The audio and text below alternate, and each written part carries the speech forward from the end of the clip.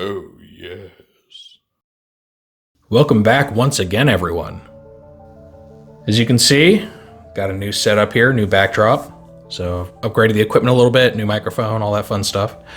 And today I'm bringing you a very special review. This is a viewer requested review for the Tformers Cyberverse Ultra Class Clobber figure.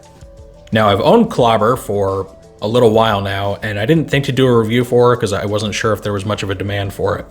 But during my review of the Cyberverse Rack and Ruin toy, I did, pose the question if anyone would want to see a review, and someone spoke up, said they want to see it. So here we go. Clobber herself has been a bit of an oddity amongst the Cyberverse cast, in that she very strongly resembles the animated character Lugnut. And whether or not she really is some sort of incarnation of Lugnut is a little up in the air. There are some regions, some solicitations that call her Lugnut, other places call her Clobber. So I don't know if she's a female Lugnut or if she is just a character that is inspired by him. The verdict, I think, is still a little bit out on that one. So we're going to take a quick look at the instruction booklet. You can see it's a very long one. Opens up this way, like so. This is kind of the front cover of it. Just a big render of her with her armor on. And here shows you how to store her little Energon armor back inside her backpack. Shows you where to store her weapon, or how to take it off. And then it also just shows you how her armor flips out. And then over here you just have her transformation to what I can only really describe as like a hover tank mode. No wheels on it or anything. So let's take a look at that hover tank mode. And you can see fairly simple in design, though it does look cool. It's got some wings on it. Again, no wheels, so I guess it's just supposed to fly around. Got this big cannon on the front, and the inside is painted, so that's a nice touch. And then you do have her claws, which I don't know if they're actually functional in this mode or not, but they look cool. So now her transformation is very simple. Go ahead, separate her arms from her legs there. You're gonna pull the legs down. You're gonna turn her whole pelvic area all the way around, like so. Bring it up. Separate the feet, flip them out. You're gonna swing these shoulder hinges all the way back. Straighten out her arms. You wanna turn her claws this way. You don't want the hollow side facing up. So you turn them inward.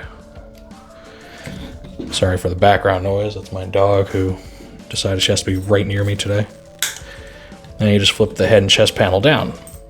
Now here's Clobber's robot mode with her very awkward looking weapon storage. You just see the cannon just sticking up behind her head there. We don't like that, so let's go ahead and remove it. Comes off very easily. Just held in by a few tabs there. Let's go ahead and have her wield the cannon in her hand. So right off the bat, it's a simple looking toy, but she's very cool looking.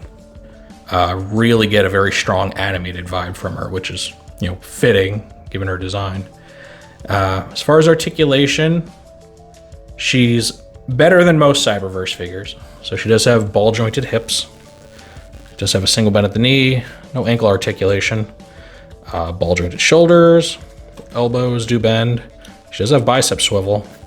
She does have wrist swivel. Claws can spin around, though they kind of get hung up in some positions.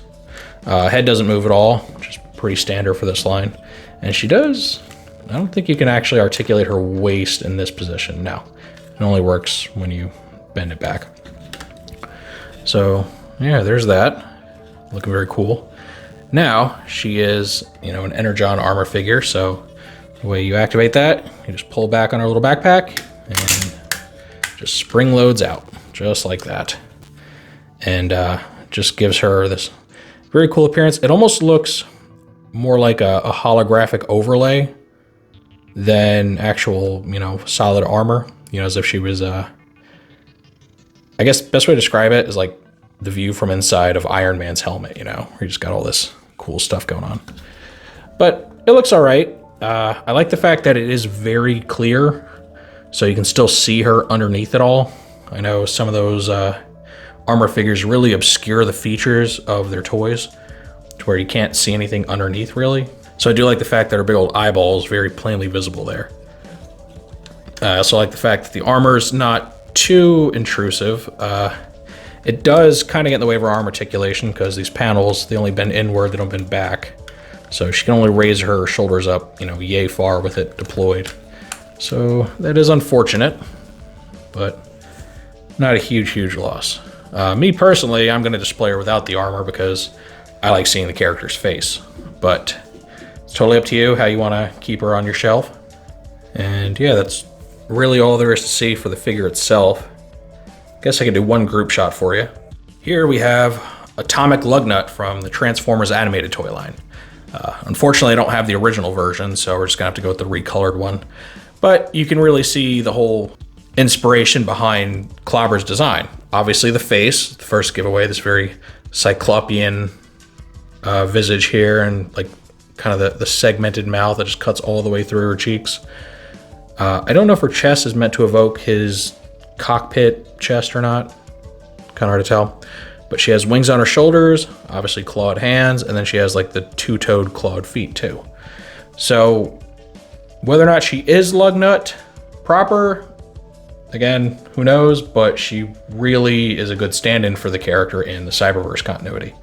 And amusingly enough, because Lugnut was one of the most undersized Transformers animated toys, seeing as the character is meant to actually be quite huge, he ends up being just about the same exact height as Clobber there, so they actually look like they could be, you know, siblings or something. So yeah, I think that pretty much wraps it up. As far as whether or not I recommend the toy, really depends on whether or not you collect Cyberverse. If you do buy Cyberverse toys, she is one of the better ones to get.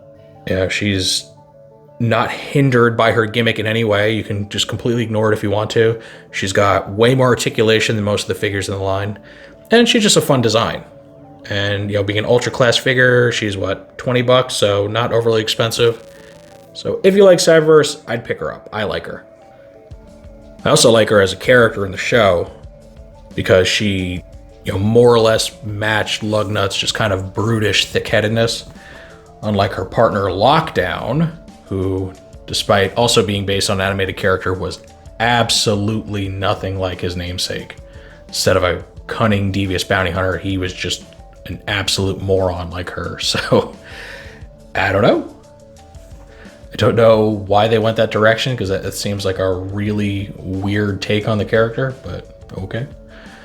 But that little tangent aside, yeah, I recommend her if you like Cyberverse. If not, you could easily skip it. All right, now that I've said my piece, obviously we get to the most important part of this. What do you all think of Clobber?